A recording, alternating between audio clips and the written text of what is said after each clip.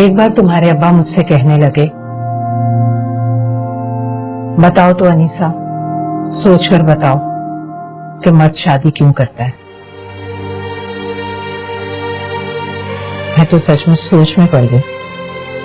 پھر بولے، مہینے بعد حساب کرو تو بیوی کا خرچہ مہینے کی 4 باہر والی عورتوں سے زیادہ ہوتا ہے، لیکن مرد پھر بھی شادی کرتا ہے۔ شادی پر لاکھوں کا خرچہ اور ہمت سے زیادہ بیوی کے ٹشن پورے کر کے دکھاتا ہے۔ اس کے لیے چھت ڈھونڈتا ہے، اس کے آرام کے لیے جتن کرتا ہے، دھوپ میں کڑتا ہے، محنت کی بھٹی میں چلتا ہے۔ کبھی ضرورت پڑے تو اس کے لیے کبھی اپنی انا بیچ دیتا ہے اور کبھی اپنی چمڑی بیچ دیتا ہے۔ پتہ ہے کیوں؟ تم پوچھو نا کیوں؟ کیونکہ مرد کی یہ والی عادت خدا جیسی۔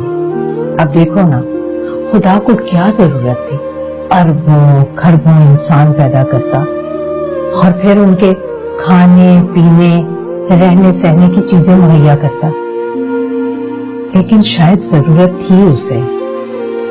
وہ چاہتا تھا کوئی مخلوق ایسی ہو جو پوجا کرے اس کی، جو سجدہ کرے اس کے نام پر، عقل ہو، دلیل ہو اس کے پاس،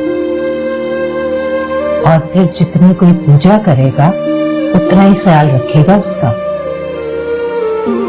اور سب کچھ دے دینے کے بعد کہا کہ میں رحمان ہوں، رحیم ہوں، سب گناہ معاف کروں گا، لیکن شرک کبھی معاف نہیں کروں گا۔ تو بیٹا، خدا نے اپنی یہی عادت مرد کے خون میں ڈال دی۔ جس طرح اسے اپنی مخلوق سب سے زیادہ پیاری ہے نا، اسی طرح ہر اچھے مرد کو اپنی بیوی سب سے پیاری ہوتی ہے۔ وہ خدا نہیں ہے، لیکن خدا کی طرح اس کے لیے سب کچھ کرتا ہے یا پھر کرنے کی کوشش کرتا ہے، حتیٰ کہ اس کی غلطیوں اور کوتاہیوں پر رحمان اور رحیم بن جاتا ہے، لیکن اس کا شرک کبھی معاف نہیں کرتا۔ یہ سب مجھے کیوں بتا رہی ہیں آپ؟ مجھ میں اور تجھ میں بس یہی فرق ہے بیٹا۔